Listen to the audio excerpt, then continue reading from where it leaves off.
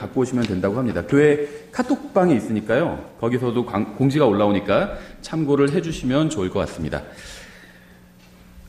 예, 저희 다른 광고는 없고요.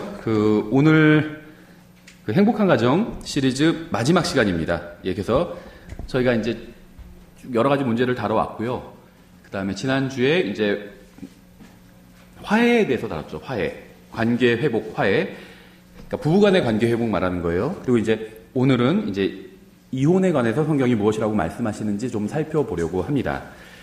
본문은 에베소서 5장인데요. 저희가 이제 여러 구절들을 좀 찾아보려고 합니다. 본문은 에베소서 5장 22절부터 23절까지 좀 긴데요.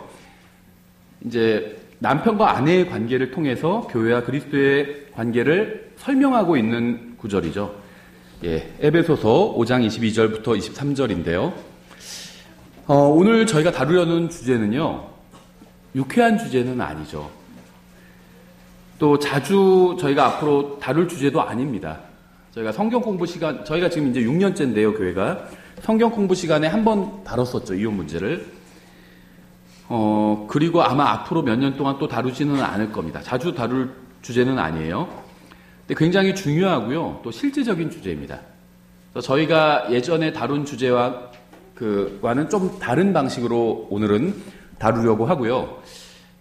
아마 독립침례교회 오래 다녀보신 분들은 이제 이혼에 대해서 배운 게 있으실 거예요. 근데 거기에 약간 더 추가되고 좀 다른 내용들도 오늘 저희가 좀 살펴보려고 합니다. 그래서 바르게 숙지를 하시고요. 다음에 이제 이런 문제가 있는 분들을 또 여러분이 하나님의 말씀으로 도와주시는데 굉장히 유익한 시간이 될 거라고 저는 개인적으로 생각을 합니다. 예, 먼저 기도하고, 성경 저희가 읽고 기도를 하겠습니다. 에베소서 5장 22절부터 33절까지 좀 긴데요. 제가 받들어 읽겠습니다. 아내들아, 너희 남편에게 복종하기를 주께 하듯 하라. 이는 남편이 아내의 머리됨이 그리스도께서 교회의 머리 되신가 같기 때문이라.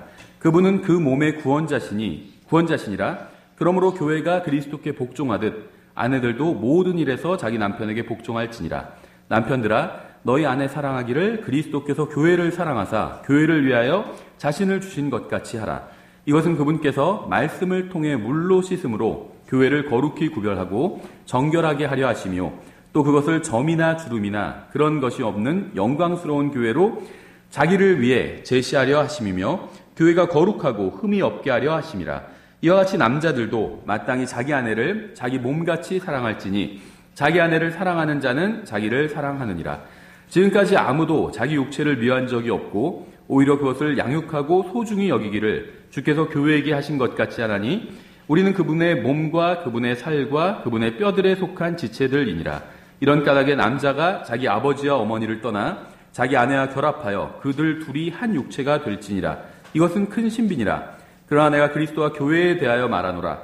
그럼에도 불구하고 너희 각 사람이 자기를 사랑하듯 개별적으로 자기 아내를 사랑하고 아내도 주의하여 자기 남편을 존경할지니라. 그래서 이 말씀은요, 남편과 아내에 관한 말씀인 동시에 교회와 그리스도에 관한 말씀이기도 합니다. 성경을 한 번도 안 읽어보시거나 아니면 교회 오래 다녀보지 않으신 분들은요, 이게 무슨 말인지 이해가 안 될 수도 있어요. 남편 아내 얘기하다가 예수님 교회와 그리스도 얘기하다가 왔다 갔다 하고 있죠. 근데 또 교회를 오래 다녀보신 분들은 이제 너무나도 익숙한 구절입니다. 잠깐 기도하겠습니다. 하나님 아버지, 저희가 오늘도 주님의 말씀 앞에 나왔습니다. 저희가 주님의 말씀을 제대로 이해하고 또 저희 삶에 적용하고 실행할 수 있도록 도와주시기 원합니다. 예수님의 이름으로 기도드렸습니다. 아멘. 예, 저희가 이제 행복한 가정이라는 주제로 하나님의 말씀을 살펴보고 있는데요. 이 시리즈의 목적은요, 이 설교를 듣는 가정이 행복하게 되는 겁니다. 가정들이 세워지고 가정들이 행복하게 되는 게 저희가 이 공부의 목적이라는 거죠. 오늘 우리는 성경에 따르면 이혼은 선택인가? 그러니까 이혼해도 되고 내가 그냥 뭐 이번에 안 하지 뭐 아니면 이건 해야겠다 이렇게 선택할 수 있는 문제인가? 마치 자동차를 사려고 고민할 수 있잖아요. 이사를 가려고 고민할 수 있잖아요. 이사를 갈까? 아니면 여기서 좀 더 살까? 선택의 문제죠. 자동차 구매, 이사하는 거 다 선택의 문제입니다. 이혼도 그런 선택의 문제인지에 관해서 저희가 좀 하나님의 말씀을 살펴보려고 합니다. 오늘 우리가 살펴보는 주제는요, 성경을 믿는 사람들 사이에서도 좀 논란이 되는 주제라는 것을 좀 미리 말씀을 드립니다. 제가 지금 가르치는 것과 다르게 가르치는 사람들 다 구원받지도 못했다, 다 마귀에게 속했다, 이런 것은 아닙니다. 저는 지금 제가 가르치는 내용이 가장 성경적이라고 생각해요. 물론 이건 저 혼자만의 생각은 아닙니다. 저도 훌륭한 성경 교사들이, 목사님들이 가르치는 걸 제가 공부하고 정리한 거예요. 제가 믿기에 아마 미국의 대부분의 건전한 그 독립침례교회들이 이렇게 가르칠 겁니다. 근데 이것과 좀 입장이 다른 교회들도 있을 수는 있어요. 한국에 있는 교회들은 독립침례 교회들도요, 좀 다를 수 있습니다. 여러분이 한번 잘 들어보시고 또 성경 구절도 표시해 두셨다가 집에 가서 다시 성경을 읽을 때 한번 확인해 보시기 바랍니다. 제가 가르치는 거니까 무조건 맞는 거다, 이런 얘기를 하는 건 아닙니다. 성경과 맞는지, 여러분이 앞으로 계속 평생 성경을 읽고 또 연구하실 거 아니에요. 그럴 때마다 오늘 제가 주보에 실어놓은 구절들을 한번 체크해 놓으셨다가요, 이걸 제가 바르게 문맥에 맞게 해석을 했는지 한번 나중에 확인을 해보시라는 겁니다. 이 주제를 다루기 전에 저희가 먼저 좀 분명히 해야 될 그 말이 있는데요. 여러분 중에는 여러 권의 성경을 가지고 있는 분도 있을 거예요. 그렇죠. 저도 성경 많이 가지고 있습니다. 예수님 믿은 지 30년이 넘었고요. 성경 굉장히 많이 가지고 있어요. 제가 사용하던 성경을 잃어버리면 저는 다른 성경을 사용하면 됩니다. 그렇죠. 성경 종류도 많죠. 저도 종류 많이 가지고 있습니다. 또 지금 저희가 사용하는 이 킹제임스 성경, 저는 이 성경이 바른 성경이라고 믿죠. 400년이 넘은 성경이에요. 그렇죠. 현존하는 지금 사용되는 성경들 중에서 가장 오래된 성경입니다. 가장 많은 사람이 보는 성경이고 가장 정확한 성경이에요. 그렇죠. 킹제임스 성경도 많이 갖고 있고요. 아주 많이 갖고 있어요. 그리고 흠정역 성경도 많이 가지고 있습니다. 많이 가지고 있어요. 제가 지금 사용하는 성경이 있는데요. 교회용 있고 집에용 있고 갖고 다니는 용 있고 여러 가지가 있습니다. 저는. 제가 만약에 잊어버리면 어떻게 할까요? 교회에 두고 제가 보는 성경이 있어요. 눈이 심심해져서 요즘은 큰 글자 성경으로 보거든요. 누가 그걸 갖고 가버렸어요. 가끔 누가 책 갖고 가는 사람이 있어요. 책 갖고 갑니다. 그거 갖고 이거 비디오 카메라 돌려보지는 않습니다. 책 갖고 간 거 갖고는. 누가 제 성경을 갖고 갔다면 어떻게 할까요? 전 그러면 그냥 다른 성경을 사용할 겁니다. 제가 다른 성경 많이 갖고 있기 때문에 다른 성경 사용할 거예요. 큰 문제가 되지는 않습니다. 성경이 저는 여러 권 있기 때문에, 많이 갖고 있기 때문에 큰 문제가 되지는 않아요. 다른 사람이 제 성경을 가져갔다고 해서 큰 문제가 되지는 않습니다. 근데 만약에 한 사람당 평생 한 권의 성경만 가지고 있어야 된다, 그런 법이 있거나, 예를 들면 그렇다고 해서, 예를 들면 지금으로부터 불과 한 300년, 400년 전에는요, 개인이 성경을 소유할 수가 없었어요. 인쇄술이 발달되고 난 이후에도요, 성경 값은 여전히 비쌌습니다. 예를 들면 성경 값이 집값이었다면 인쇄술이 발명되기 전에는, 인쇄술이 바로 발명되고 나선 성경 값이 자동차 값으로 좀 깎인 거예요. 여전히 비싸죠. 성경 값이 만약에 자동차 가격과 같다면, 그러면 여러 권을 가지고 있을 수는 없어요. 그렇죠. 부자들은 많이 갖고 있을 수 있어도 평범한 사람들은 한 권 이상 가지고 있기는 힘듭니다. 아마 집안에 한 권씩 갖고 있기도 쉽지 않을 거예요. 성경을 한 권만 가질 수 있다면, 평생 한 권의 성경만 한 사람에게 허락된다면 우리는 성경을 정말 아주 소중하게 다룰 겁니다. 그렇죠. 이혼이 쉬울수록 우리는 가정을 지키기 위한 노력을 덜 하게 돼요. 요즘에는요, 이혼이 정말 쉬워요. 특히 협의 이혼은요, 둘이 그냥 합의만 하면 됩니다. 우리 그냥 이혼하자. 이제 자녀가 있는 경우에 자녀 어떻게 할 건지, 양육 문제, 그것만 정하면요, 바로 이혼해줘요, 법원에서. 어려운 일이 아니에요, 이혼이. 재판상의 이혼도요, 그렇게 어렵진 않아요. 할 수 있어요, 충분히. 누구나 마음만 먹으면 할 수 있어요.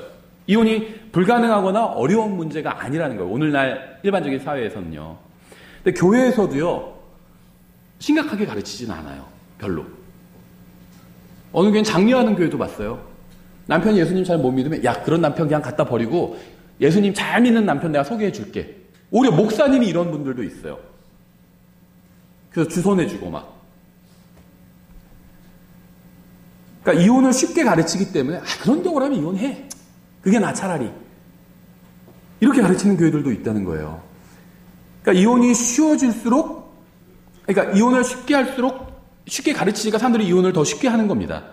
그러니까 가정을 지키려는 노력을 덜 하게 된다는 거예요. 근데 이혼이 어려울수록, 정말 하나님께서 이혼을 어떻게 생각하시는지 성경을 통해서 우리가 배운다면요, 이혼에 대해서 쉽게 생각하지는 않게 된다는 거죠. 그러면 가정을 지키기 위해서 더 열심히 노력하게 되겠죠. 마치 성경이 한 권만 있다면 잊어버리면 막 그걸 찾기 위해서 엄청 노력하겠죠. 비디오 막 다 돌려보고 찾기 위해서 누가 갖고 갔는지 찾기 위해서 엄청 노력하겠죠. 성경이 많이 있으니까 찾기 위해서 노력하지는 않는다는 겁니다. 예. 먼저 저희가 에베소서 5장을 본문으로 삼았는데요. 이 본문 여러 가지 말씀하고 있는데요. 이 본문의 요지는요. 부부는 서로 사랑해야 된다는 겁니다. 다른 사람과도 가능하면 사랑해야 되죠. 가급적이면. 가능하면 모든 사람과 화해하라고 그랬어요. 용서하라고 그랬어요. 용서할 수 없는 사람도 있어요. 어떤 사람일까요? 상대가 용서를 구하러 오지 않아요. 자기가 잘못해놓고도 잘했다고 생각합니다. 그럼 용서할 수가 없습니다. 그 사람을. 그렇죠. 근데 그렇지 않고 상대와 용서를 구하면 용서해 주라고 말씀하고 있어요. 가급적이면 모든 사람과 사랑해야 됩니다. 근데 불가능한 사람도 있어요. 계속 나를 대적하면 내가 그 사람과 사랑할 수는 없잖아요. 근데 부부의 경우는 좀 다르다는 거죠. 부부는 서로 사랑해야 된다는 겁니다. 그게 에베소서 5장 말씀의 요지입니다. 예수님을 믿고 구원받은 사람은 교회의 일원이 되죠. 한 번 구원받은 사람은 영원히 구원받은 거예요. 어제 구원받았다 오늘 구원을 잃어버리고 내일 다시 구원받고 이럴 수는 없습니다. 한 번 예수 그리스도의 몸인 교회 안으로 들어오면요. 다시는 몸 밖으로 나갈 수가 없어요. 왜냐하면 예수님도요. 쫓아내지 않는다고 말씀하셨거든요. 요한복음에서도. 내가 결코 내게 자를 내쫓지 아니하리라 그렇게 말씀하셨잖아요. 한 번 예수 그리스도의 몸에 속하게 되면요. 영원히 주님의 몸에 속하게 됩니다. 이것을 우리는 이제 구원의 영원한 보장이라고 불러요. 또 성경은 이 점에 있어서 굉장히 확고합니다. 구원은 절대 잃어버릴 수 없다. 이런 입장이에요. 성경은 아주 확고합니다. 자신의 구원이 취소될 수 없다는 사실을 확신하는 것은 신앙생활을 하는 데 있어서요. 정말 큰 힘이 됩니다. 우리가 예수님을 믿을 때 맺은 주님과의 관계는요. 무슨 일이 일어나도 결코 깨지지 않는다는 거예요. 이것을 알면요. 신앙생활을 하는 데 있어서 훨씬 더 정말 편안한 마음으로 할 수 있다는 겁니다. 제가 전에도 예를 들어드렸죠. 자전거를 배우는데요. 어릴 때 자전거를 배우면 어떻게 되죠? 처음에 세발 자전거 같은 거 타다가 나중에 이제 세발 자전거가 아닌 두발 자전거를 타죠. 뭐 보조바퀴 있는 거 타는 경우도 있지만 보조바퀴 없는 걸 타기도 합니다. 근데 보조바퀴 없는 두발 자전거를 처음에 배우면요. 넘어지게 됩니다. 넘어지게 돼요. 저도 어렸을 땐 자전거를 많이 탔습니다. 10대, 20대 초반까지도 자전거를 많이 탔는데요. 이제 오래 타니까 이제 익숙해지죠. 익숙해져도 넘어질 때가 있습니다. 20대에도 자전거 타다가요, 넘어진 적이 있어요. 턱 어디 잘못 올라가가지고. 충분히 그럴 수 있죠. 근데 자전거를 처음 배울 때 이제, 예를 들면 아버지가 자녀에게 자전거를 가르쳐 준다고 한번 생각을 해보세요. 자전거를 타면요, 누구나 다 넘어지게 됩니다. 처음엔. 그렇죠. 한 번도 안 넘어진 사람은 없어요. 다 넘어지게 됩니다. 근데 아이에게, 너 한 번이라도 넘어지면 넌 가만 안 둘 거야. 이렇게 하는 것과 넘어져도 돼. 넘어져도 돼. 넘어져도 돼. 다 자전거 타다가 다 넘어질 수도 있어. 넘어지면 다시 일어나서 다시 타면 돼. 이렇게 하는 것과 누가 더 자전거를 빨리 배울까요? 이게 넘어지라는 걸 장려하는 건 아니죠. 그러니까 죄를 장려하는 건 아닙니다. 근데 죄를 지었다고 해서 구원을 잃어버리지는 않는다는 거예요. 왜냐하면 구원받았다는 건 성경적인 다른 표현으로 하면 하나님의 자녀가 되었다는 건데 하나님과 부모 자식의 관계가 되었다는 거예요. 죄를 지었다고 해서 징계는 있을 수 있겠죠. 징계는. 하지만 부모 자식 간의 관계가 깨지지는 않는다는 거죠. 성경은 남편들에게 그리스도께서 교회를 사랑하신 것 같이 아내를 사랑하라고 말씀하고 있죠. 주님께서는 어떤 상황이나 환경과 상관없이 영원히 교회를 사랑하십니다. 이 세상에 있는 교회는요. 완벽하지 않아요. 그렇죠. 왜냐하면 이 교회의 일원이 완벽하지 않기 때문에. 그래서 저희가 교회는 영적인 병원과 같다고 말씀드렸죠. 병원에 갔는데 왜 저 병원에는 막 환자가 왜 이렇게 많은지 모르겠어. 저기 안 갈래. 이러면 오히려 이상한 거예요. 환자가 많은 병원이면 오히려 더 좋은 병원이에요. 그렇죠. 중환자가 많을수록 딴 데서 못 고친 사람들이 더 큰 좋은 병원으로 찾아가잖아요. 교회도 마찬가지예요. 교회 갔더니 뭐 이상한 사람들 너무 많아. 더 좋은 교회일 수 있어요. 왜냐면요.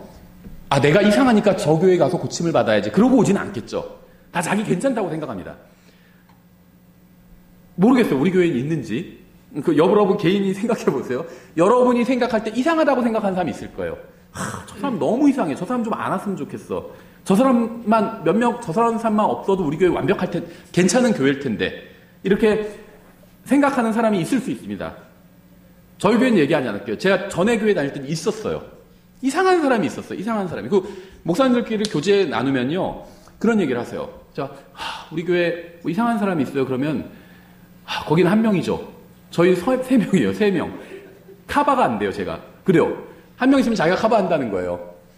근데 두 명, 세 명이면 이 커버가 안 된다는 거예요. 자기가 다 상대할 수가 없잖아요. 근데 얘기를 들으니까 정말 이상한 사람이 있어요. 젊은 형제인데 모든 자매들한테 다 전화하고 찾아가고 그래요. 결혼하신 분한테도 찾아가요. 그러니까 트러블이 일어날 수밖에 없죠. 근데 그런 사람도요, 자기가 교회 올 때는요, 나는 이상한 사람이니까 저 교회 가서 내가 좀 치유가 돼야지. 이러고 오는 사람은 없습니다. 다 자기가 괜찮은 사람이라고 생각해요. 그렇지 않나요? 엄청나게 하나님 앞에서 대단한 사람은 아니지만 다른 사람과 비교해보면 내가 못할 거 없다. 내가 이 교회에서 좀 괜찮은 사람에 속한다, 나는. 다 그렇게 생각한다는 거예요. 그렇죠. 예, 어쨌든 간에요, 교회는요, 그러니까, 무슨 말이냐면 하나님께서 보내신다는 겁니다. 어느 사람을 그 교회에 보내시는 이유가요, 하나님께서 그 사람을 고치려고 보내시는 거예요. 그 병원에. 하나님께서 자기는 몰라요. 자기는 괜찮다고 생각하고 자기가 이 교회에 옴으로써 이 교회에 플러스가 된다고 생각을 합니다. 실제로 마이너스가 될 수도 있는데. 네, 마이너스가 되면 그 사람은 오면 안 된다. 이런 말이 아니라 와야 된다는 거예요. 좋은 교회일수록. 건물이 막 크고, 이런 교회도 좋은 교회겠지만 그런 교회가 좋은 교회가 아니라 병원이 크고 으리으리하고 그러면 그게 좋은 병원 아니잖아요. 잘 고치는 의사, 그 병원에서 환자가 와서 나을 수 있는 병원이 좋은 병원이잖아요. 교회도 마찬가지예요. 큰 교회 좋은 교회겠죠. 근데 정말 교회의 본질은 크게 있지는 않거든요. 영적으로 병든 사람이 와서 고침을 받을 수 있으면 그게 좋은 교회라는 겁니다. 크기와 관련이 없죠, 그거는. 근데 그걸 누가 보내시냐면 하나님께서 보내시는 거예요. 이상한 사람이 있다. 그러면 그런 사람일수록 더 좋은 교회에 보내시는 거예요. 우리 교회 다 보니까 성도들 다 괜찮은 것 같아. 그럼 우리 교회는 사실 영적으로는 별로 그렇게 괜찮은 교회가 아닐 수도 있어요. 예.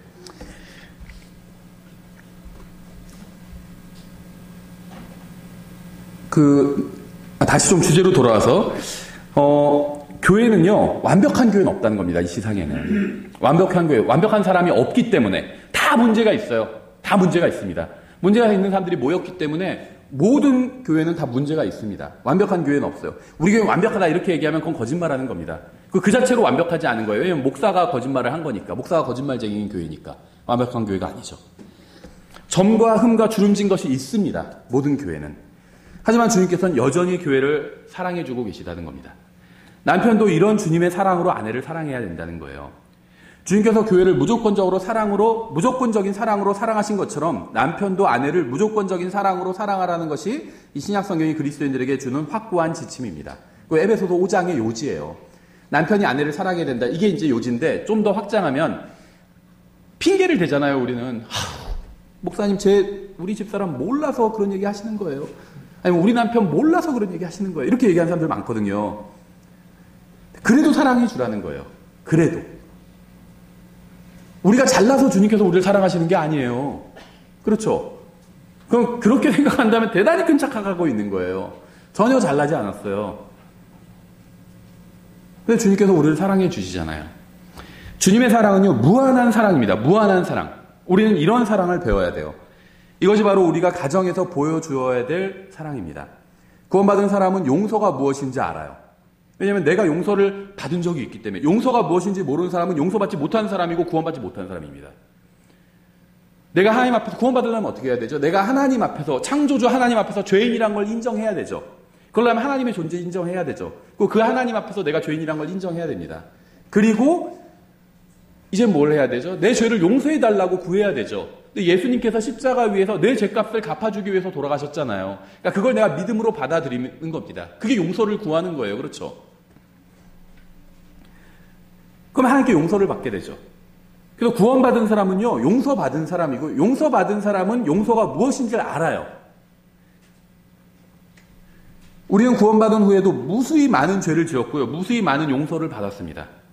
다시 무수히 많은 구원을 받았다는 건 아니에요. 구원을 위한 용서는 한 번뿐이 없죠. 근데 관계 회복을 위한 용서는 아주 많습니다.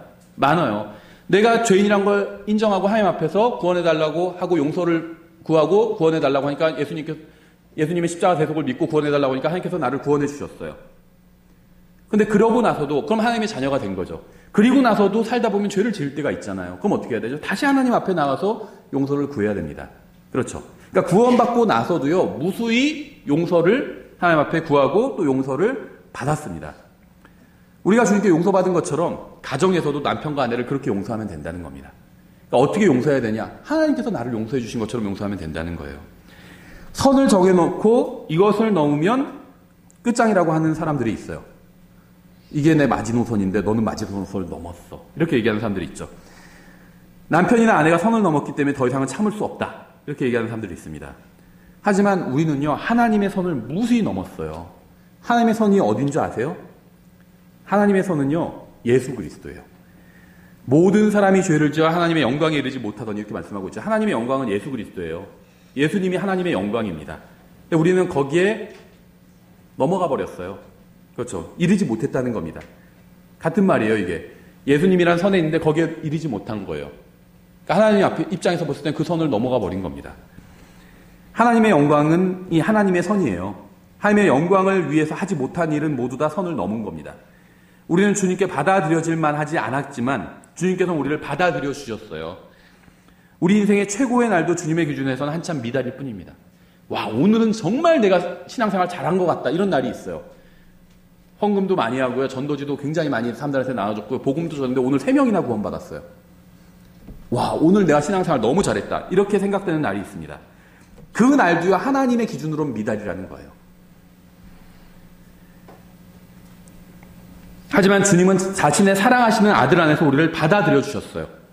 주님께서 우리를 영원한 사랑으로 사랑해 주셨고요. 우리도 남편과 아내를 이런 사랑으로 사랑하기를 원하신다는 겁니다. 하나님 외에 다른 사람들과 잘 지내기 어려운 이유가 무엇인지 아세요? 하나님과는 잘 지내기가 쉬울 수 있어요. 근데 하나님 외에 다른 사람들과는 잘 지내기가 어려울 수 있습니다. 왜냐하면요, 하나님은 사랑 자체예요. 사랑의 근원이 되십니다. 그렇죠. 하나님은 항상 우리에게 놀라운 사랑을 베풀어 주시기 때문에 하나님을 사랑하는 건 어렵지 않아요. 하지만 사람은 무한한 사랑으로 다른 사람을 사랑하지 않습니다. 사랑하다가 사랑이 식어버리기도 해요. 그래서 사람을 사랑하기란 쉬운 일이 아니에요. 알면 알아갈수록 하나님은 더 좋아지는데 사람은 알면 알아갈수록 더 실망하게 됩니다. 주님께서 우리가 가정과 교회에서 하나님의 사랑으로 다른 사람을 사랑하기를 원하십니다. 주님께서 우리에게 넘치는 사랑을 주셨어요. 넘치는 사랑. 저는 구원받은 지 30년이 넘었습니다. 저는 그동안 주님께 많은 사랑을 받았고 아직도 갚아야 될 사랑이 많이 있어요. 우리는 주님께 받은 사랑을 주님의 몸인 구원받은 형제들과 자매들에게 갚아야 됩니다. 여러분은 주님의 사랑을 얼마나 돌려드리셨나요? 하나님께. 얼마나 갚았나요? 제가 말하는 건요, 사랑의 빛이에요. 사랑의 빛. 이것을 갚지 않는다고 해서 구원을 잃어버리는 것은 아닙니다. 하지만 자신이 받은 이 구원의 의미를 제대로 아는 사람이라면요, 이 사랑의 빛을 갚고자 최선을 다하게 된다는 거예요. 이제 두 번째, 하나님의 원래의 계획은요, 부부가 헤어지지 않는 것입니다. 이게 원래의 계획이에요. 그리고 이제 예외적인 상황이 있는 겁니다. 근데 예외를 법칙처럼 생각하는 사람들이 있어요. 그걸 바꿔야 된다는 거예요. 이 독립침례교에서도 많아요. 예외를 자꾸 법칙이라고 생각합니다. 근데 원래 법칙은요, 부부가 헤어지지 않는 게 하나님의 원래 계획이에요. 마가복음 10장 2절 이렇게 되어 있어요. 바리새인들이 그분께 나와 그분을 시험하여 그분께 묻되 남자가 자기 아내를 버리는 것이 율법이 맞나이까 하네. 지금 바리새인들이 예수님을 시험하고 있습니다. 선생님이 학생들을 시험할 때가 있죠. 테스트할 때가 있어요. 그럴 때 선생님들은 답을 알고 있을까요? 모르고 있을까요? 당연히 알아요. 그렇죠. 선생님들이 이거는 나도 모르는 건데 한번 아이들한테 물어봐야지. 그런 건 시험 문제로 나오지 않습니다. 다 알아요. 선생님들은 답을. 아이들이 아나 모르나 시험해 보는 겁니다. 지금 바리새인들은 답을 알아요. 예수님을 시험하고 있는 겁니다. 아나 모르나 시험하는 게 아니라 궁지에 몰아서 고소하려고 법에. 그래서 시험하는 거죠. 바리새인들이. 질문을 했지만 이미 답을 알고 있어요. 비슷한 경우가 있어요. 이제 목사들이 성경 교사잖아요. 목사들을 시험하는 성도들이 있어요. 목사님이 이혼하는 게 성경에, 이런 경우에는 이혼하는 게 성경에 맞을까요? 이렇게 물어봐요. 이미 답을 알고 있으면서 질문하는 경우가 있다는 겁니다. 그러니까 혹시 자신의 잘못에 대한 변명거리를 얻을 수 있지 않을까 해서 그런 심정으로 이미 답을 알고 있는 질문을 던지는 거예요. 3절에 그분께서 그들에게 대답하여 이르시되 모세가 너희에게 무엇라 명령하였느냐. 잘 보세요. 이미 모세가 명령한 걸 먼저 물으셨죠. 하시거늘 그들이 이르되 모세는 이혼 증서를 써서 아내를 버리도록 허락하였나이다. 아내를 버릴 때 그냥 버리지 말고 이혼 증서를 써주라는 겁니다. 하매 예수님께서 그들에게 응답하여 이르시되 너희 마음이 강팍함으로 그가 너희에게 이 훈계를 기록하였거니와. 왜냐면요, 아내를 부당하게 버리는 사람들이 많이 있었어요. 그런데 부당하게 버리면요, 구제될 방법이 없었다는 겁니다. 이 여자 입장에선. 그래서 이혼 증서라도 써서 주면 차라리 구제될 방법이 있었던 거예요. 그래서 이혼 증서 써서 주라고 한 겁니다.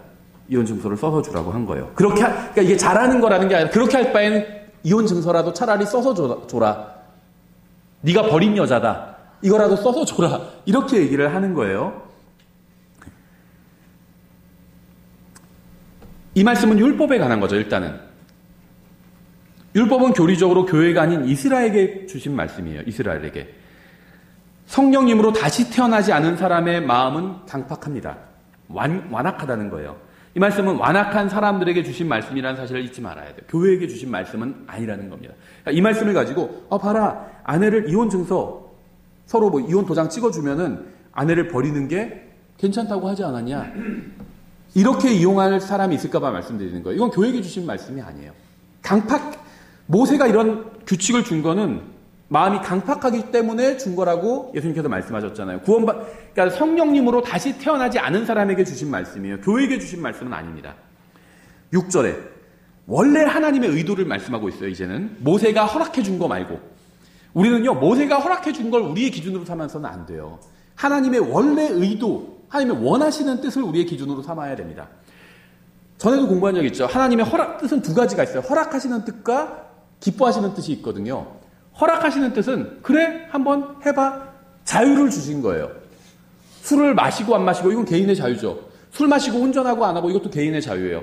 누가 술 마시고 운전해서 1살짜리 어린아이를 치어 죽였다면요, 그냥 하나님께서 그 사람을 자유를 주셨기 때문에 그가 그 자유를 오용해서 죄를 지은 거죠.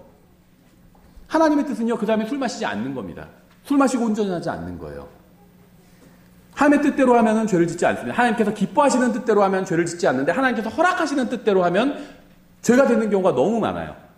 모세가 허락해 준 건요, 이건 하나님의 허락하시는 뜻이에요. 기뻐하시는 뜻이 아니라는 겁니다. 기뻐하시는 뜻은요, 원래의 의도예요. 하나님의 원래 의도. 이게 6절에 나오죠. 창조의 시작부터 하나님께서는 그들을 남성과 여성으로 만드셨으니 이런 까닭에 남자가 자기 아버지와 어머니를 떠나 자기 아내와 연합하여 그들 둘이 한 육체가 될지니라.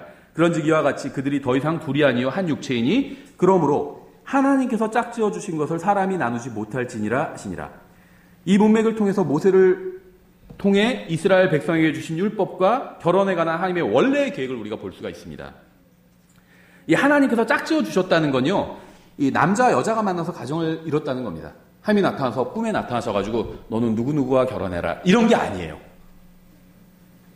왜 그러냐면요, 이게 지금 창조의 시작부터라고 얘기하고 있죠. 일단은 하나님께서 남자 여자를 처음 만드셨을 때에 관한 얘기예요. 창세기 1장, 2장, 3장 얘기입니다. 근데 하나님께서 남자를 처음에 만드셨죠. 그걸 어떻게 하셨죠? 남자의 짝을 만들어 주시려고 했잖아요. 근데 동물들을 보니까 남자의 짝이 될 만한 동물은 없었죠. 그래서 할 수 없이 하나님께서 여자를 만드신 거예요. 남자의 짝을 만들어 주려고. 남자와는 다르지만 남자와 똑같고 완전히 맞을 수 있는 짝을 만들어 주신 겁니다. 그렇죠? 그래서 여자를 하나님께서 만들어 주신 게 하나님의 짝을 만들어 주신 거예요. 그래서 남자 여자가 만나서 결혼하면 그게 하나님께서 짝지어 주신 겁니다. 그렇죠? 꿈에 나타나서 무슨 누구랑 결혼해라 이런 얘기가 아닙니다. 그래서 이렇게 결혼했으면, 남자가 여자와 만나서 결혼했으면요, 그거는 하나님께서 짝지어 주신 거예요. 근데 만약에 남자가 남자와 만나서도 결혼하죠. 우리나라 아직 동성결혼은 안 되죠. 근데 유럽엔 동성결혼이 됩니다. 아마 주님께서 늦게 오시면요, 다 우리나라도 그렇게 갈 거라고 생각해요. 이게 시간 문제라고 생각합니다. 이게 세계적인 추세예요. 그래서 괜찮다는 게 아니라 죄의 추세입니다, 그게. 유럽은 벌써 그렇게 동성결혼을 허용하는 나라들 나오고 있어요. 그렇죠?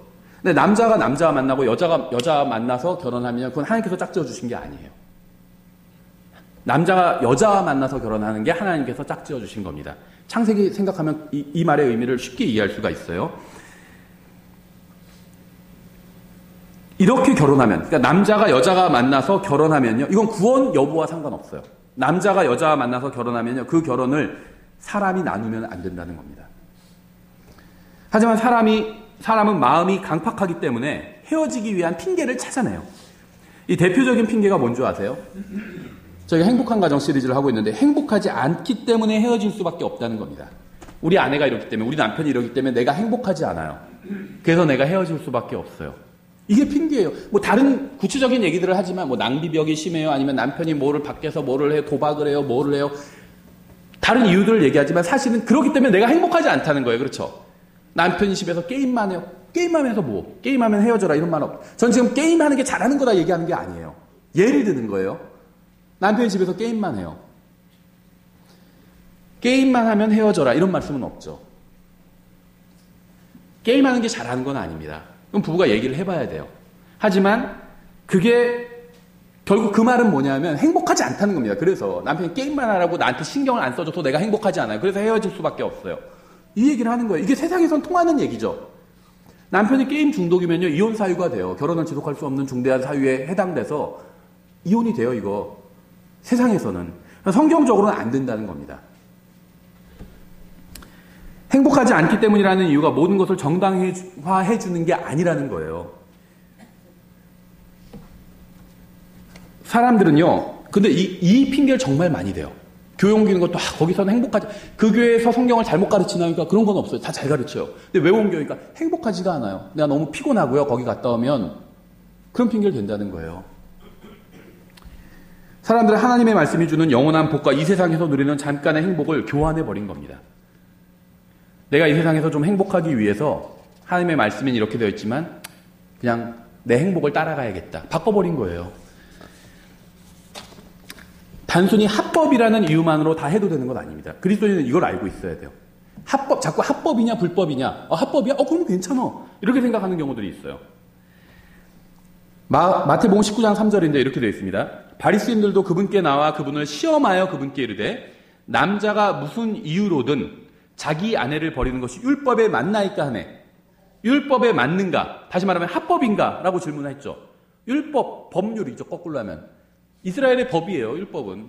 남자가 어떤 이유로든 자기 아내 버리는 것이, 이혼하는 거 얘기하는 거죠. 이혼하는 것이 합법적이냐? 이걸 물어본 거죠. 예수님께. 무엇이 합법인가 아닌가는요, 신약교회 그리스도인들의 기준이 절대 될 수 없습니다. 우린 무엇을 할 때 이게 합법적인가 불법적인가, 그게 첫 번째 기준이 돼서는 안 된다는 거예요. 일부 국가에서는요, 성매매도 합법이에요. 우리나라 성매매 불법이죠. 유럽 국가들은요, 성매매 합법입니다. 참고로 그렇다고 해서 거기 가서 성매매하면 안 돼요. 왜냐하면 우리나라 법으로는 불법이기 때문에 우리나라 오면 바로 처벌받습니다. 성매매 합법인 국가들이 있어요. 유럽에 공창제가 있죠. 국가에서 다 세금 걷고요. 합법이에요. 국가에서 관리하고요. 성매매 업소들을 국가에서 관리해요. 합법입니다. 유럽 국가들. 마약도 합법인 국가가 있어요. 유럽에도 있고 그 다음에 미국에도 주마다 법이 다른데 마약 합법인 주들이 있습니다. 그렇죠. 동성연애 합법인 국가는 많아요. 이젠. 그렇죠. 낙태도 합법인 국가 많습니다. 우리나라도 아마 바뀌었나요 벌써? 배운 지 오래돼가지고 잘 모르겠어요. 안 바뀌었어도요, 바뀔 거예요. 합법이 추세로, 전 세계적인 추세예요, 그게. 근데 그렇다고 해서, 그러니까 동성연애, 성매매, 마약, 낙태 다 합법인 국가가 많다고 해서 그 나라에 사는 그리스도인이 그러한 짓을 해도 되는 것은 절대 아니죠. 그러니까 그리스도인은 합법이냐 불법이냐 이걸 따질 필요가 없다는 겁니다. 우리는 그리스도인으로서 무엇인가를 하려고 할 때 합법적인가를 묻지 말고 하나님 앞에서 옳은 것인가, 하나님께서 기뻐하시는 것인가, 하나님께서 옳은 것인가, 이걸 따져야 된다는 거예요. 4절에 그분께서 대답하여 그들에게 이르시되 처음에 그들을 만드신 분께서 그들을 남성과 여성으로 만드시고 말씀하시기를 이런 까닭에 남자가 아버지와 어머니를 떠나 자기 아내와 연합하여 그들 둘이 한 육체가 될지니라 하신 것을 너희가 잊지 못하였느냐. 바리새인들이 왜 이런 얘기를 했을까요? 성경에 무지했기 때문에 그런 거예요. 성경은 분명히 남자 여자의 연합만을 가정으로 인정하고 있습니다. 남자와 남자의 연합, 이건 가정이 아니에요. 여자와 여자의 연합, 이거 가정이 아닙니다. 하나님께서 부부로 인정하지 않으신다는 거예요. 생각해 보세요. 저도 어느 독립침례 교회 많이 다녔지만요. 오래 다녔지만, 이런 부분에 대한 설교는 못 들어봤어요. 근데 성경적으로 정리할 필요는 있는 것 같아요. 일단 먼저 말씀드리면요. 저는 혼인신고를 지지합니다. 저도 저희 자매랑 혼인신고 했어요. 결혼하고 나서 바로 했습니다. 한 일주일도 안 돼서 바로 해버렸어요. 국가에서도 장려하죠. 여러 가지 통계와 이런 걸 위해서 장려합니다. 혼인신고를. 혼인신고를 했고 지지합니다. 저희 아이들도 결혼하면 혼인신고 하라고 할 거예요. 그런데요. 성경에는 혼인신고가 없습니다. 그러니까 이 혼인신고가 혼인신고하면은 이게 합법적인 부부고 세상에선 그렇죠. 근데 하나님 앞에서도 합법적인 부부냐? 그건 전혀 별개의 문제. 왜 그런 말씀드리냐면, 자, 유럽 국가들 중에선 동성연애자들도 혼인신고 할 수 있다고 말씀드렸죠. 부부로 봐요. 남자, 여자도 부부로 봅니다. 그럼 남자가 서로 유럽의 어느 국가에서 혼인신고를 했어요. 그럼 그 사람들이 하나님 앞에서 부부인가요? 부부가 아니에요. 하나님 앞에서는 부부가 아닙니다. 그러니까 혼인신고는요, 저는 장려해요. 해야 된다고 생각합니다. 저도 했고 저희 아이들도 하라고 할 거예요. 저한테 누가 물어보면 다 하라고 할 겁니다. 혼인신고 하라고. 그런데 이게 성경적인 기준과는 관계는 없다는 거예요. 남자와 남자가 혼인신고하면 그게 하나님 앞에서 부부인가요? 부부가 아니에요. 그거는. 남자 여자가 만나서 부부가 되려는 의사를 가지고 있고 연합하면 그게 부부예요. 그래서 이 에베소서 5장이 굉장히 중요한 게요. 여기서 많은 것이 파생됩니다. 그리스도와 교회의 관계를 남자, 여자, 부부의 관계로 설명하고 있죠. 그리스도와 교회의 관계가, 그러니까 예수님과 예수님을 믿는 사람의 관계가 어디 가서 사인해서 이루어지는 건가요? 저희 교회 회원 받을 때 사인을 받죠. 여기 동의하시는 분은 우리 교회 회원으로 오시고요. 우리 교회 회원 여기 가입 안 하셔도 그냥 방문하시는 건 상관없습니다. 이렇게 하죠. 그런데 언제 예수님과 연합이 이루어지죠? 내가 예수님을 믿는 순간에 연합이 이루어지죠. 어떤 서명도 필요 없어요. 요식행위가 없습니다. 하지만 우리 교회는 회원으로 받을 때는 요식행위를 넣었습니다. 사인하게 했어요. 그렇죠. 근데 이거는 그냥 부차적인 겁니다. 정말 중요한, 우리 교회 회원 가입하는 거, 이것도 중요하지만 저희한테는 이거보다 비교할 수 없을 정도로 중요한 게 예수님과 연합하는 거예요. 그렇죠. 둘 중에 하나만 선택해야 된다면 우리 교회 회원 가입 안 해도 돼요. 예수님과 연합해야 됩니다. 그게 훨씬 중요해요. 훨씬 본질적이고. 에베소서 5장을 잘 이해하셔야 돼요. 남편과 아내가 언제 남자 여자가 하나님 앞에서 부부로 인정받느냐? 연합하면 됩니다. 부부의 의사를 가지고 연합하면 그게 인정받는 거예요. 이건 단순한 어떤 동침을 의미하지 않아요. 동침을 했다고 해서 그게 꼭 우리가 부부가 돼야겠다 이런 의미를 갖지 않는 경우 너무 많죠. 부부의 의미로 연합하는 겁니다. 어떤 요식행위가 없어요. 결혼식은 성경에 있어요. 혼인신고는 성경에 없지만 결혼식은 있어요. 어린 양의 혼인식 있죠. 가나의 혼인잔치도, 물론 혼인잔치와 혼인식은 다르지만 혼인잔치 있죠. 혼인식은 성경에 나와요. 좋은 겁니다. 근데 이것도 사실은 반드시 해야 되냐 말아야 되냐 이런 문제는 아니라는 거죠. 혼인식을 해야 부부다. 이거는 아니죠. 우리가 예수님의 신부지만 지금 예수님의 아내로서 기다리고 있는 거예요. 성경에서는요, 약혼자는 부부예요. 동침 여부와 상관없이. 어떻게 알 수 있느냐? 마리아가 요셉과 결혼식을 올리기 전에, 우린 결혼식을 올려야 결혼한 거라고 보죠. 근데 결혼식을 올리기 전에 먼저 우린 결혼하기로 연합을 했죠. 동침은 안 했어요. 그래서 마리아가 처녀였을 때 예수님을 잉태했죠. 근데 요셉이 딱 보니까 처녀였는데 자기랑 아직 동침도 안 했는데 애를 뱉다는 걸 알았죠. 그래서 그냥 끊어버리려고 했죠, 요셉이. 공개적으로 소문은 안 내고 그냥 끊어버리려고 했습니다. 창피를 주진 않고 그냥 자기가 생각할 때 이게 옳지 않다고 생각했기 때문에 끊어버리려고 했는데 천사가 나타나서 뭐라고 그랬죠? 네 아내 마리아라고 불러요. 천사가 하는 말은 정확한 말이죠. 네 아내 마리아라고 부릅니다. 그럼 아직 동침도 안 했죠. 혼인신고도 안 했어요. 결혼식도 안 했어요. 그런데 결혼을 하고자 약속했죠. 연합을 한 겁니다. 그래서 성경에서는요, 약혼하면은 부부로 봐요. 아내로 봅니다. 아내라고 불러요. 이게 굉장히 교리적으로 중요하다고 말씀드렸죠. 우리도 예수님과 아직 결혼식 안 했죠. 그건 공중에 올라가서 합니다. 어린 양의 혼인식. 하지만 우리를 예수님의 아내로 본다는 겁니다. 그렇죠. 아내로 보는, 그래서 대환란 통과하지 않는 거예요. 예수님이 하나님인데 대환란은 하나님의 진노인데요. 자기 부인에게 왜 진노해요? 부인을 사랑하시는 분이거든요. 그래서 대환란 전에 우리가 들림받아 올라가는 겁니다. 그래서 저는요, 오해하지 마세요. 저는 혼인신고를 지지합니다. 누가 물어보면 저한테 상담하면 혼인신고하라고 그래요. 저희 아이들한테도 나중에 다 혼인신고하라고 할 겁니다. 혼인신고하지 말고 그냥 살아라 이렇게 가르치지 않을 거예요. 하지만 성경에서는 그것을 부부의 기준으로 보지는 않는다는 겁니다. 그래서 제가 극단적인 예를 일부러 든 거예요. 유럽 국가에서 동성연애가 인정되는, 동성부부 인정되는 국가에서 남자가 혼인신고하면 그 국가에서는 합법적으로 부부지만 하나님 앞에서는 부부가 아니에요. 그건. 이게 중요해요. 법적으로 합법적이냐, 이것과 하나님 앞에서 인정받느냐, 이건 완전히 별개입니다.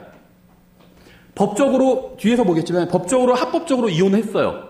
그래도 하나님 앞에서는 여전히 부부인 경우도 있습니다. 제가 뒤에 문맥에서 그건 설명을 해드릴게요. 하나님 앞에서 어떻게 인정받느냐, 이게 중요합니다. 물론 그리고 나서 법적인 게 따라오면 좋죠. 근데 법적인 게 따라오지 않아도 일단은 하나님 앞에서 그 사람들의 상태가 결혼한 부부냐 아니냐, 이건요 혼인신고와 결혼식과도 또 별개의 문제라는 겁니다. 이게 가장 본질적인 문제예요. 그래서 마치 예수님을 믿으면 예수님과 연합이 이루어지는 것처럼 남편과 남자 여자가 만나서요 서로 부부가 되기로 약속을 하고 하면은 부부가 된 겁니다. 하나님 앞에서. 그래서 이건 신중하게 해야 된다는 거예요. 예, 그래서 그 남자가 남자를 사랑하는 것도 자연스러운 감정이라고 주장하는 사람들이 있는데요. 왜 유럽에서는요 이 동성 결혼을 인정하게 됐을까요? 남자가 남자와 결혼하는 걸 부부로 인정하잖아요. 왜냐하면 그걸 사랑이라고 부르거든요. 사랑. 자연적인 사랑이라고 하는 거예요. 자연스러운 사랑이다. 내가 막 일부러 막 어떻게 한 게 아니라 내가 그냥 자연스럽게 남자를 사랑하게 됐다. 남자인데. 아니면 여자인데 자연스럽게 여자를 사랑하게 됐다. 근데 자연스러운 사랑을 왜 법에서 제재하냐. 그러니까 인정해줘야 된다. 이게 그 유럽 사람들이 생각하는 거예요. 그래서 동성 부부를 인정하는 겁니다. 그런데요, 그게 뭐 자연스러운 사랑인지 아닌지는 모르겠지만 한 가지 분명한 사실은요, 그 사람들의 조상이 그런 감정을 따랐다면 그 사람은 존재하지 않았을 거예요. 그 사람의 아버지가 자연스러운 사랑으로 남자를 만났다면 그 사람은 태어나지도 않았을 겁니다. 그렇죠? 그러니까 별로 자연스럽지 않은 거라는 거예요. 성경적으로, 상식적으로 봐도. 6절에 그런즉 그들이 더 이상 둘이 아니요 한 육체이니 그러므로 하나님께서 짝지어 주신 것을 사람이 나누지 못할지니라 하시거늘. 이거는 남자 여자가 만나는 게 하나님께서 짝지어 준 거라고 말씀드렸죠. 그래서 남자 여자가 만나서 결혼을 하면요 하나님 앞에서는 더 이상 두 사람이 아닌 두 사람으로 이루어진 하나의 연합체가 됩니다. 에베소서 5장에 따르면요 구원받은 사람과 예수 그리스도도 이러한 연합을 이루게 되었어요. 그리스도와 교회와 남편과 아내는 하나의 연합 안에 두 인격체가 있는 겁니다. 남편과 아내는 하나의 연합체예요. 하나님께서 보실 때. 한 연합체 안에 두 인격체가 있죠. 그리스도와 교회도 예수님과 내가 있잖아요. 하나의 연합체 안에 두 인격체가 있는 거죠. 서로 다른 두 인격체가 하나가 되기로 하면 하나님께서 그 둘을 하나로 만들어주시는 겁니다. 예수님과 내가 하나가 되기로 하면 내가 받아들일게요. 그분을. 그럼 그분도 나를 받아주시죠. 그럼 하나님께서 하나의 연합체로 만들어주시는 거예요. 남자 여자가 서로 우리는 하나가 될 거예요. 하나님. 그러면 받아주신다는 겁니다. 하나님께서. 하나로 만들어주신다는 거예요. 한 개인이 예수님을 구원자로 받아들일 때 이런 일이 일어나고요. 한 남자, 한 여자가 서로를 남편과 아내로 받아들일 때 이런 일이 일어난다는 겁니다.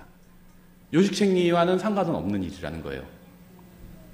하나님께서 짝지어 주신 것을, 이 말, 남자, 여자가 부부가 되게 하는 것은요, 단순히 동침하는 게 아니에요. 요셉은 마리아와 동침하지 않았지만 천사가 마리아를 요셉의 네 아내라고 불렀잖아요. 또 결혼식을 올리는 것이나 혼인신고를 하는 것이 아니라 남자 여자가 부부가 되게 하는 것은요 결혼식도 아니고 혼인식도 아니고 동침도 아니고 하나님이에요. 하나님께서 인정해 주시면 부부가 된다는 겁니다. 동침했지만 부부가 아닐 수도 있고요. 그런 사람들 많죠. 결혼식을 했지만 부부가 아닐 수도 있어요. 위장결혼 같은 거 있잖아요. 그 영주권 달라고. 또 혼인신고했지만 부부가 아닌 경우도 있습니다. 이것도 그렇죠. 하지만 하나님께서 짝지어 주시면 부부가 아닐 수가 없어요. 하나님께서 짝지어 주셨다는 것은 앞서 말씀드린 대로 남자 여자가 부부가 되겠다고는 의지로 연합하는 겁니다. 하나님 앞에 가서 하나님 우리는 부부가 됐으면 이런 말 안 해도 돼요. 남자 여자가 만나서 우리는 부부가 되자. 그러면 그게 하나님께서 짝지어 주신 거예요. 그래서 이렇게 하나님께서 짝지어 주신 것을 사람이 나눠서는 안 된다는 겁니다. 하나님께서 짝지어 주신 것을 사람이 나누지 못할지니라. 이것이 바로 이혼에 관한 하나님의 의도요 뜻이에요. 이혼하지 말라는 거예요. 우리는 무엇이 합법적인가 불법적인가를 따지기 전에 먼저 하나님께서 가장 원하시는 것이 무엇인지 점검해 봐야 됩니다. 여기 성매매가 합법이니까 해도 되는 거네. 그게 아니라는 거예요. 아무리 우리나라 뭐 전 세계 다 합법이고 장려하고 성매매하면 뭐 국가에서 지원금 준다 해도요. 모르죠. 뭐 나중에 지원금 줄 수도 있을 것 같아요. 정말. 지원금 준다 해도요. 하나님께서 기뻐하시지 않으면 안 하는 겁니다. 그게 그리스도인의 기준이에요. 하나님께서 처음부터 생각한 것이 무엇인지 우리에게 알려주셨는데 우리가 다른 것을 구할 필요가 없어요. 우리는 기준을 낮춰서는 안 됩니다. 우리의 기준은 항상 하나님께서 원하시는 것, 기뻐하시는 것, 이게 기준이 되어야 돼요. 7절, 그들이 그분께 이르되 그러면 어찌하여 모세는 이혼 증서를 주어 그녀를 버리라고 명령하였나이까. 아니 처음부터 이혼하지 않는 게 하나님의 뜻이면 모세가 왜 이혼할 사람은 이혼 증서 써서 한마디로 이혼해라 이렇게 했습니까? 물어보는 거죠. 아니 그분께서 그들에게 이르시되 모세가 너희 마음이 강팍함으로 너희 아내를 버리도록 너희를 허락하였으나 처음부터 그것은 그렇지 아니하였느니라. 내가 너희에게 이르노니 누구든지 이제 예외적인 사유가 나와요. 음행 외 다른 이유로 자기 아내를 버리고 다른 여자와 결혼하는 자는 간음하며 또 누구든지 버림받은 여자와 결혼하는 자는 간음하느니라 하시니라. 간음과 음행은 사실 좀 다르죠. 결혼하지 않으면 간음할 수도 없습니다. 결혼한 사람과 결혼하지 않은 사람 다 음행할 수는 있죠. 근데 결혼하지 않은 사람은 간음할 수가 없어요. 누가 간음했다 이렇게 얘기하려면 그 사람이 부부라는 걸 인정해야 됩니다. 부부 중에 한 사람이 다른 사람과 성적인 관계를 맺으면 그게 간음이잖아요. 그런데 청년들이 성적인 관계를 맺었어요. 결혼도 안 하고. 그건 음행입니다. 간음이 아니에요. 그렇죠. 그래서 이 말씀이 아내가 다른 남자와 간음을 한 이유가 아니라면 다른 이유로 아내를 버려서는, 즉 이혼해서는 안 된다는 겁니다. 만약 다른 이유로 이혼을 한다면요, 비록 세상 법이 인정해주고 주위에 있는 모든 사람들이 인정해준다 해도 그것은 하나님 앞에서 정당하게 이혼한 것이 아니고요, 재혼을 한다면 간음하는 것이라는 의미예요. 이게 굉장히 무서운 말이죠. 그러니까 간음을 하면은 부부 중에 한 사람이 정당한 합법적인 이혼을 할 수 있다는 겁니다. 한번 제가 이런 말씀을 드렸죠. 합법적이라고 해서 다 하나님을 기쁘시게 하는 게 아니라는 말씀을 드렸죠. 내면 우리 집사람이 간음을 했어요. 다른 여자와. 내 아내가 간음을 했어요. 그럼 내가 합법적으로 이혼할 수는 있다는 겁니다. 하나님 앞에서. 세상적으로도 합법적이죠. 하나님 앞에서도 합법적이에요. 뭐 지금은 이제 누가 간음했다고 해서 형사 문제는 아니죠. 간통죄 사라졌으니까 민사 문제예요. 근데 이혼 사유가 된다는 겁니다. 하나님 앞에서도 이혼 사유가 된다는 거예요. 다만 제가 합법적이라고 해서 그게 다 그리스도인이 해도 되는 건 아니라고 말씀드렸죠. 합법적인 이혼 사유는 있지만 하나님께서 원하시는 건 이혼하지 않는 거예요. 그래도 어떻게 하냐? 용서하는 겁니다. 용서하는 거예요. 하나님께서 우리를 용서해 주신 것처럼 용서하는 겁니다. 근데 만약에 합법적인 이유가 아닌 다른 이유로 이혼을 했어요. 그리고 각자 다른 사람과 결혼했습니다. 그럼 이 부부는요, 하나님 앞에서는 이 둘은 계속 부부예요. 세상 법적으로는 이혼을 했어요. 예를 들면 같이 결혼해서 살다가 서로가 마음에 안 들어. 야, 그냥 우리 이혼하자. 그러니까 그래, 이혼하지 뭐. 서로 합의를 했어요. 서로 이혼을 했습니다. 그러면 세상적으로는 합법적인 이혼이 된 거죠. 자녀도 없어요. 그럼 뭐 재산 분할할 것도 없어요. 그래서 법적으로 다 쉽게 이혼을 했어요. 그러면 이혼이 된 거죠. 세상적으로는. 하나님 앞에서는 이혼이 안 됐다는 겁니다. 하나님 앞에는 이혼 사유가 없어요. 그 이혼하면 안 됩니다. 이혼이 안 된 거야, 하나님 앞에서는. 그럼 이 사람들은 자기들은 세상적으로는 이혼이 됐으니까 이제 각자 결혼해서 각자 또 가정을 꾸리고 살죠. 하나님 앞에서는 계속 간음하고 있는 거예요. 이 사람들은 자기는 간음한다고 생각 안 하죠. 저희는 합법적으로 이혼했어요. 합법적으로 다시 결혼했어요. 저 사람도 그렇게 했고요. 그건 사람들 생각이죠. 사람들의 법에 따른 거죠. 하나님의 법에서는요, 이혼한 게 아니에요. 계속 간음하고 있는 겁니다. 인정 안 해주신다는 거예요. 가정으로 하나님께서는. 부부로 인정 안 해주신다는 거예요. 굉장히 심각한 문제죠. 마태복음 19장의 문맥을 잘 파악할 필요가 있습니다. 여기서 말하는 것은요, 모세가 인정해 주는 것이라 할지라도 하나님의 원래의 계획과는 다른 것이 있다는 거예요. 모세가 인정해 준 이유는 사람들이 강팍하기 때문에 인정해 주셨다는 겁니다. 그냥 허락하신 뜻이에요. 하나님의 원래의 계획은 따로 있다는 겁니다. 사회가 인정해 주고요, 종교가 인정해 주는 것이라도요, 하나님께서 인정해 주지 않으시는 것이 있어요. 우리는 그리스도인으로서 그러한 것이 무엇인지 알아야 되는 거예요. 이건 사회적으로 용납되니까 해도 되는 것, 이렇게 생각하면 안 된다는 겁니다. 사회적으로 용납돼도요, 하나님께서 용납하지 않으시는 것이 있어요. 하나님께서 원하시는 것이 있다는 겁니다. 그리스도인은 그걸 찾아야 된다는 거예요. 하나님의 원래의 계획과 뜻은요, 결혼한 사람이 그 혼인 관계를 부수고 다른 사람과 결혼해서는 안 된다는 겁니다. 현재 혼인 상태가 불행하다고 해서 부부관계를 청산하려는 것은요, 하나님의 뜻의 정면으로 배치되는 거예요. 사람이 혼인관계를 멋대로 부셔버려도 하나님께서 나누시지 않으면요, 그 관계는 계속 지속되고요, 결국 다른 사람과 결혼하면 간음이 된다는 겁니다. 세상에서는 말씀드린 것처럼 간음이 아니라고 보겠죠. 이 사람들은 합법적으로 이혼하고 다시 재혼을 했으니까 간음이 아니다 하는데, 하나님께서는 간음이라는 거예요. 세상에서는 합법적으로 할지라도, 그러니까 세상에서 합법적이라는 건 뭐냐면 간음의 이유가 아니라 그냥 자기네끼리 그래 우리 헤어지지 뭐 이렇게 해서 헤어질 수도 있어요. 그것도 불법이라는 겁니다. 하나님 앞에서는. 세상에서는 합법이지만. 그분의 제자들이 그분께 이르되 만일 자기 아내에 대하여 남자의 경우가 이러하다면 결혼하는 것이 좋지 아니하나이다 하거늘. 제자들이 하는 말을 이해하시겠나요? 결혼했다가 이혼하고 싶을 때 이혼할 수 없다면 차라리 처음부터 결혼하지 않는 것이 낫겠다, 이런 말이에요. 정말 이런 생각을 갖고 있다면 결혼하지 말아야 됩니다. 그러니까 결혼했다가 이혼 사유가 있고 생기고 이혼할 수밖에 없는 상황이라면 그럼 이혼할 수밖에 없지 뭐, 이혼해야지 뭐, 이렇게 생각한다면요 그냥 결혼하지 말라는 거예요. 그러니까 뭐냐면요, 결혼하면 우리는 끝까지 정말 같이 살겠다, 어려울 때나 좋을 때나 끝까지 같이 살겠다, 이런 마음을 갖고 결혼하라는 겁니다. 결혼하기가 힘들면 뭐 헤어지지 뭐, 그럼 결혼하지 말라는 거예요. 제자들은 잘못된 동기로 이 말을 했지만 그들이 한 말은 사실입니다. 죽음이 갈라놓을 때까지는 절대 갈라서지 않을 것이라는 생각이 없다면 결혼하지 말라는 거예요. 네 번째, 불법적인 이혼으로 인해서요, 그 사람의 경배가 주님께 거부당할 수도 있다는 겁니다. 말라기 2장 13절 이렇게 되어 있어요. 그래서 제가 처음에 성경 한 권 얘기를 한 거예요. 한 권의 성경만 가지고 있다면 그 성경을 애지중지하겠죠. 여러 권 성경 가지고 있다면 잊어버려도 크게 신경 안 쓸 수도 있어요. 다시 사면 되니까. 근데 한 권만 가지고 있을 수 있다면 난리가 나요. 그렇죠? 찾아야 됩니다. 그렇죠?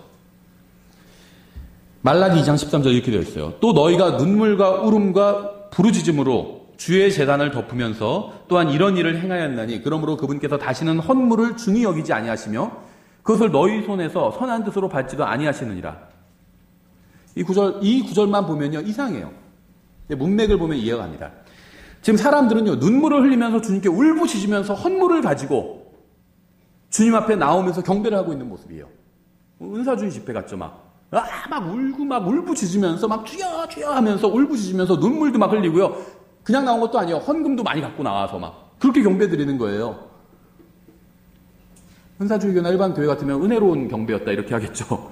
그런데요, 여기서는 정말 열정적인 예배의 모습을 보여주고 있는 것처럼 보입니다. 하지만 하나님께서는 이러한 열정적인 예배를 거부하고 받아주지 않으신다는 거예요.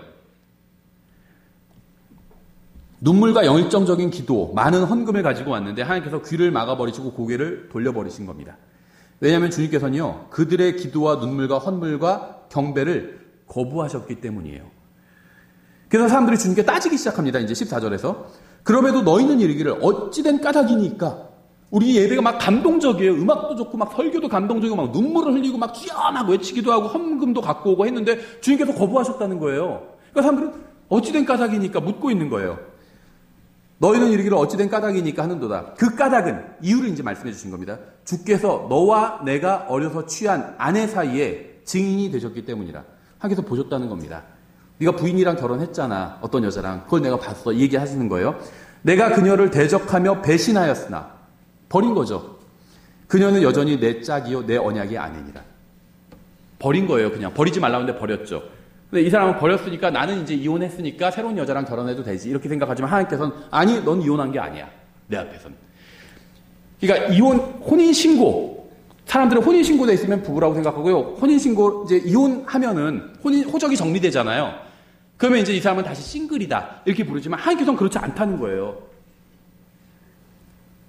그런 것과 상관없이요, 남자와 여자를 만나서 결혼했으면 그 짝이 된 겁니다.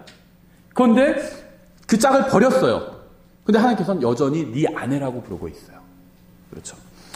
그분께서 영의 여분이 있었을 때, 이거 좀 어려운 구절이에요. 이건 나중에 이거 책 공부할 때 공부해야 돼요. 그분께서 하나를 만들지 아니하셨느냐? 어째 하나만 만드셨느냐? 이것은 그분께서 하나님을 따르는 씨를 구하고자 하심이라. 그러므로 너희 영을 조심하여 아무도 어려서 취한 아내를 대적하여 배신하지 말지니라. 버리지 말라는 겁니다. 이혼하지 말라는 거예요. 여기 하나님께서 열정적이고 헌신적인 예배를 거부하신 이유가 나와 있어요. 하나님께서 이들의 경배를 거부하신 이유는요, 이들이 아내를 배신했기 때문이었습니다. 버렸기 때문이에요. 하나님께서 하시는 말씀을 이해하시겠나요? 주님께서 이렇게 말씀하시는 거예요. 네가 가정에서 제대로 행하지 않는다면 네 종교를 거부하겠다, 이렇게 말씀하신 겁니다. 아내나 남편을 배신한 사람의 행위는요, 그저 썩은 종교 행위일 뿐이에요. 눈물을 흘리면서 막 헌금도 갖다 바치고 해도 그것도 바른 하나님 앞에 놨잖아요. 무슨 알라신 앞에 간 게 아니라. 그래도 하나님께서는 거부하신다는 거예요. 그러니까 이 결혼, 혼인 문제가 굉장히 중요하죠. 이혼 문제가. 제대로 되지 않으면 하나님 앞에서 모든 행위가 다 거부당해 버리는 거예요. 바르게 헌금하고 바르게 경배하고 그래도 거부당해 버리는 거예요. 말라기에 기록된 말씀은요, 교리적으로 이스라엘 백성에게 주시는 말씀이죠. 교리적으로 당연히. 16절. 주 곧 이스라엘의 하나님이 말하노라. 나는 아내 버리는 것을 미워하노라. 사람이 자기 옷으로 폭력을 덮나니 그러므로 너희는 너희 영을 조심하여 배신하지 말지니라. 만군의 주가 말하노라. 아내를 버리는 일이요, 영을 조심하래요. 영적인 문제라는 거죠. 영적인 문제예요. 아내나 남편을 버리는 것은요, 하나님께서 미워하시는 겁니다. 물론 이 말라기 지금 2장 16절은요, 이스라엘 백성에게 하신 말씀이요, 교회에게 하신 말씀은 아닙니다. 근데 하나님의 성격을 볼 수 있다. 하나님께서 뭘 좋아하시고 뭘 싫어하시는지 볼 수 있다는 거죠. 간음을 한다면 아내나 남편을 버릴 수 있습니다. 합법적이에요. 근데 합법적이라고 해서 그리스도인이 다 해도 되는 거, 하나님께서 기뻐하시는 건 아니라고 그랬죠. 합법이라고 해서 기뻐하시는 건 아니라는 거예요. 그렇죠. 간음을 하면 아내나 남편을 버릴 수 있어요. 죄는 아닙니다. 하나님 앞에서. 상대방이 간음을 했어요. 그 또 다른 이유가 이제 유기죠. 유기나, 그러니까 버리고 도망간 겁니다. 그게 유기죠. 그 다음에 아니면 상대방이 간음한 거예요. 다른 사람이랑. 그러면 그건 합법적으로 버릴 수 있습니다. 그 사람은. 어떻게 할 수가 없어요. 특히 그 유기한 경우는 어떻게 할 수 없죠. 놔버리고 도망가 버렸으면 그거 어떻게 해요? 못합니다. 어떻게.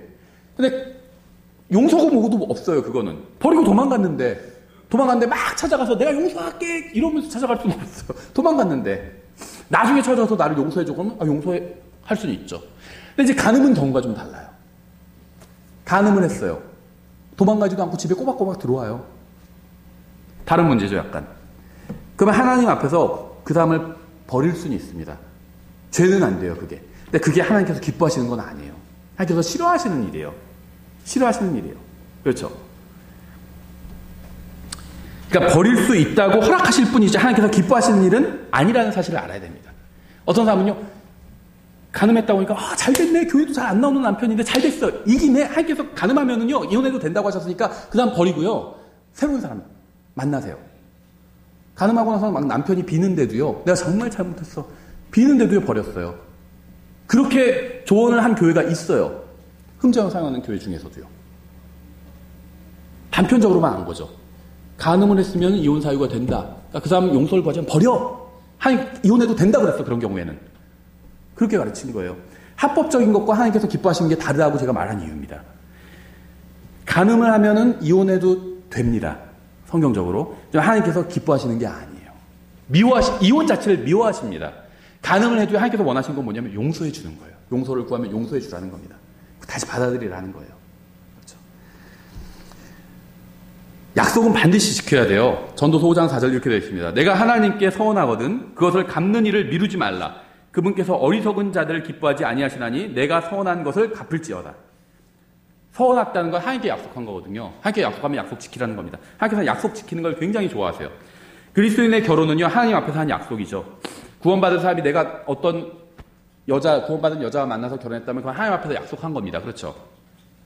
그리스도인은 약속을 반드시 지켜야 되고요. 특히 결혼에 관한 약속은 더욱 그렇습니다. 5절. 내가 서원하고 갚지 않는 것보다 서원하지 않는 것이 더 나으니라.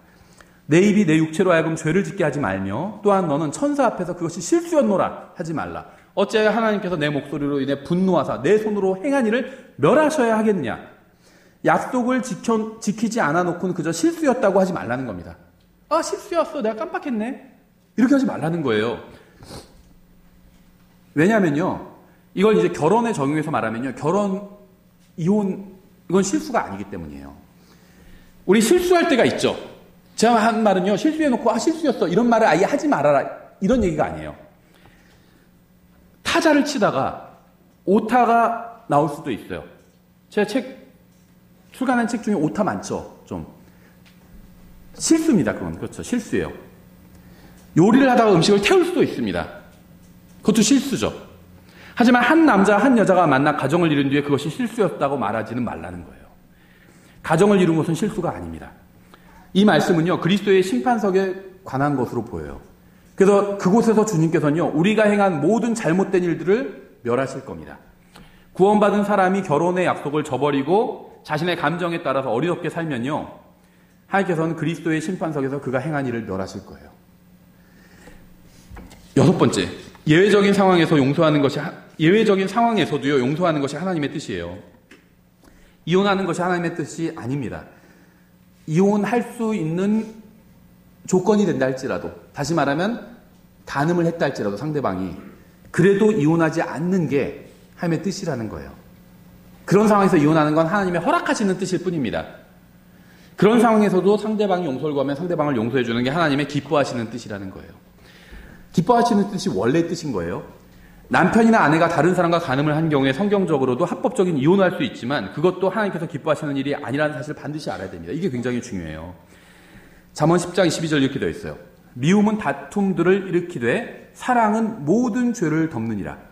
우리가 죄를 지으면 이런 말씀을 기억하죠. 하나님께 용서를 구하면 주님께서 우리를 용서해 주신다. 이런 말씀 기억합니다. 비록 죄를 지었지만 하나님께 용서를 구하면 하나님께서 용서해 주실 것이고 하나님의 사랑이 우리의 모든 죄를 덮을 것이다. 영어권에서 많이 부르는 찬송 중에 하나가요. 우리의 죄보다 더 능가하는 그리스도의 보혈, 이런 찬송이 있거든요. 제가 지금 여러분에게 드린 말씀은 진리입니다. 우리가 죄를 지어도요, 하나님 앞에 나가서 용서를 구하면 하나님께서는 사랑이 충만하신 아버지이시기 때문에 우리를 다 용서해 주실 겁니다. 문제는 이러한 진리가 다른 사람이 우리에게 죄를 지었을 땐 생각나지 않는다는 거예요. 복수, 보응, 대가 이런 것만 생각나지 다른 사람이 나에게 죄를 지면. 근데 내가 죄를 지었을 땐 용서, 은혜, 사랑 이런 게 생각나고, 다른 사람이 나에게 죄를 지으면 뿌린 대로 거둔다, 복수, 형벌 이런 게 생각나고. 우리는 어떤 일이 일어나도요, 하나님의 사랑에서 떨어지지 않습니다. 하나님께서는 우리가 받은 하나님의 사랑을 다른 사람에게도 흘러 넘치게 하기를 원하십니다. 우리가 주님께 죄를 지었을 때 주님께서는 우리를 용서해 주셨어요. 남편이나 아내가 죄를 지었을 때도 주님의 사랑으로 용서해 줄 수 있으면 그것이 바로 하나님께서 원하시는 겁니다. 구원받은 사람은요, 누구나 하나님의 사랑으로 다른 사람을 용서해 줄 수 있어요. 심지어 그 세상이 간음한 남편이나 간음한 아내라 할지라도 용서해 줄 수 있습니다. 왜 용서 못할까요? 용서하기 싫으니까 용서하지 않는 거예요. 마태복음 18장 21절 이렇게 되어 있죠. 그때 베드로가 그분께 나와 이르되 주여 내 형제가 내게 죄를 지으면 내가 몇 번이나 그를 용서하리이까? 7번까지 하리이까? 하매 여기 형제라고 했으니까 이건 남자에게만 해당되고 아내한테 해당 안 된다 이렇게 생각하면 안 돼요. 그리스도 안에서 우리는 다 형제거든요. 그렇죠? 7번까지 하리이까? 하매 예수님께서 그에게 이르시되 내가 내게 이르노니 7번까지가 아니라 70번씩 7번까지 하라. 주님께서는 우리에게 잘못한 사람을 490번까지 용서해 주기를 원하시는 거예요. 490번. 70번까지 7번. 490번이죠. 주님께서 말씀하신 이 말의 의미를 아시겠나요? 그런데요, 용서는요, 사실 횟수가 무의미해요. 왜 그럴까요? 2번까지 용서해라. 그래도 모든 걸 다 용서해야 되는 겁니다. 왜 그런지 아세요? 앞에 죄를 용서해 주었으면요, 그 다음에 죄는 2번째 죄가 아니라 다시 첫 번째 죄가 돼요. 그렇죠? 이 다음에 나한테 2번째 죄를 지었어. 이거는요, 내가 앞에 죄도 용서하지 않았다는 거예요. 나한테 죄를 졌는데 내가 용서했어요. 그럼 다시 또 죄를 지면 나한테 다시 또 처음으로 죄를 지은 겁니다. 그렇죠? 만약에 앞에 죄를 용서했다고 그러면서 계속 내가 카운트하고 있다면 그건 용서하지 않은 거예요. 주님께서 우리를 용서해 주셨던 것처럼 무한으로 다른 사람을 용서해 주기를 원하십니다.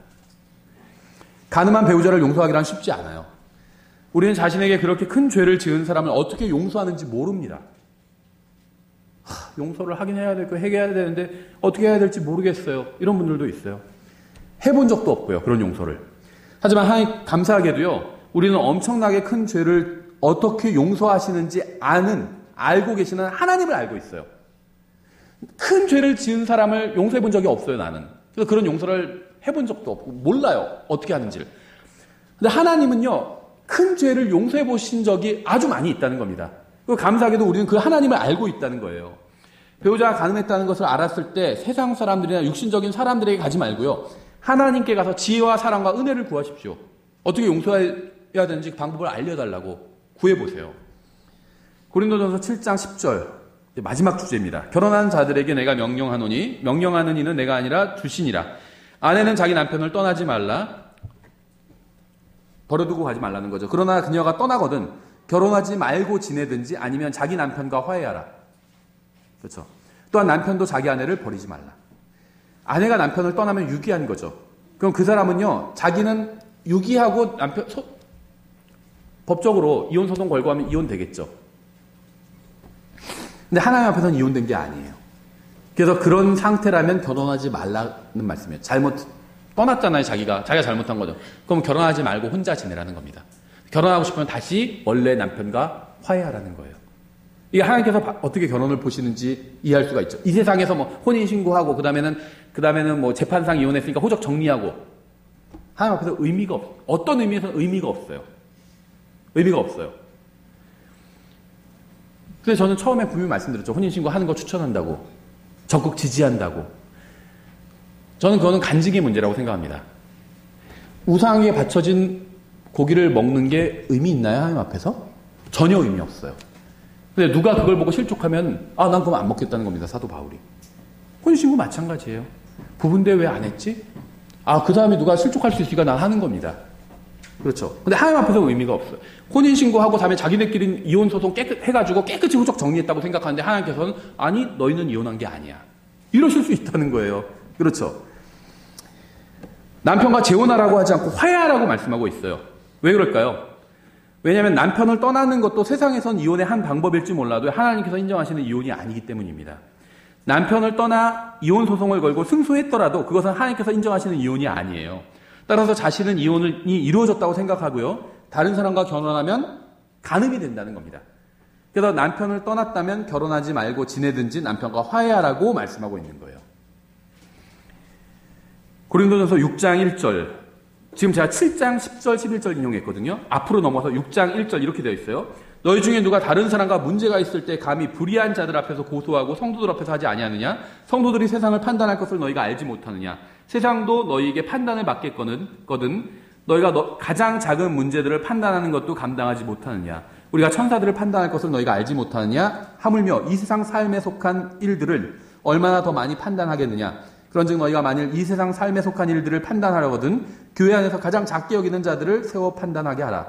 내가 너희를 부끄럽게 하려고 말하노라. 너희 가운데 지혜로운 사람이 하나도 없다니 그 말이 사실이냐? 자기 형제들 사이에서 판단할 수 있는 자가 단 하나도 없느냐? 오히려 형제가 형제를 고소하며 그것도 믿지 않는 자들 앞에서 하는도다. 성경은 7장에서 결혼과 이혼 문제를 꺼내기 전에 6장에서 구원받은 사람끼리 고소하는 문제에 관해서 다루고 있는데요. 특히 이제 구원받은 사람 한 교회에 다니는, 한 지역교회에 다니는 구원받은 사람끼리 고소하는 문제를 다루고 있습니다. 6장에 기록된 원칙은요, 부부 사이에도 적용할 수가 있어요. 부부가 둘 다 구원받고 둘 다 한 교회에 다니고 있다면 적용할 수가 있죠. 그래서 부부 사이의 문제도요, 세상 법정이 아닌 하나님의 말씀으로 풀어야 한다는 겁니다. 결론적으로 말씀드리면요, 아내는 남편을 떠나지 말고요, 남편은 아내를 버리지 말라는 것이 신약교회 그리스도인들을 향한 하나님의 뜻입니다. 경우에 따라서는 이혼을 허락해 주시는 경우도 있지만 하나님께서 배우자가 가능하거나 허락해 주신다는 거죠. 그런 경우에. 왜냐하면 사람의 고통을 아시기 때문에 하나님께서 정신적인 고통을 허락해 주시지만 하나님이 기뻐하시는 일은 아니라는 겁니다. 그런 경우에도 용서하는 게 그게 하나님의 뜻이라는 거예요. 그렇죠. 이보다도 분명할 수가 없죠. 아내는 남편을 떠나지 말고, 이게 하나님의 뜻이에요. 남편은 아내를 버리지 말고, 이게 하나님의 뜻이라는 겁니다. 너무나도 분명히 나오잖아요. 그런 문제가 있을 때 세상 법정에 가서 싸우지 말고 교회에 갖고 오라는 거예요. 차라리 목사한테 물어보든지 집사님들한테 물어보든지 교회에 가서 물어보라는 거예요. 성경적 답이 대부분 나올 수 있거든요. 성경적인 교회라면. 그렇죠. 성경적이지 아닌 교회라면 떠나야 되겠죠. 그런 교회는. 네, 그래서 저희가 이 행복한 가정 시리즈를 마치겠습니다. 기도하겠습니다. 하나님 아버지, 저희가 마주하는 모든 문제를 이 세상의 지혜나 이 세상의 방식으로 해결하지 않고 하나님의 말씀에 따라 해결할 수 있게 도와주시기 원합니다. 저희 지체 중에는 또 가정적으로 어려움에 처한 분들도 있습니다. 주님께서 그들을 도와주시고 또 힘을 더해주시고 주님의 길과 주님의 방법과 주님의 말씀을 신뢰할 수 있는 믿음을 그들에게 더해주시기 원합니다. 예수님의 이름으로 기도드렸습니다. 아멘.